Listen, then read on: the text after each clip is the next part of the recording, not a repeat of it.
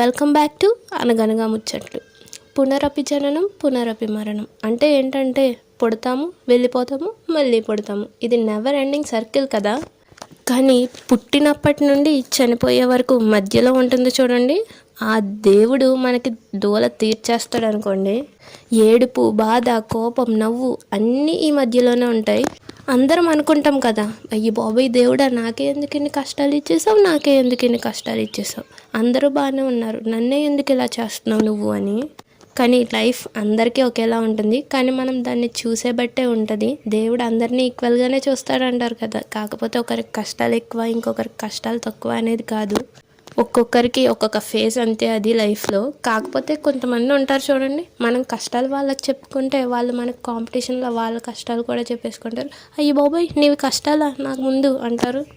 అలాంటి వారికి దూరంగా ఉండండి ఫస్ట్. లైఫ్లో మనం బాగుపడతాము వాళ్ళకంటే. కానీ నాకేమనిపిస్తుంది అంటే, ఈ ఫేస్ని మనం ఎంత బాగా యూస్ చేసుకుంటే అంత బాగా ఉంటుంది మన లైఫ్ అని. సబ్స్క్రైబ్.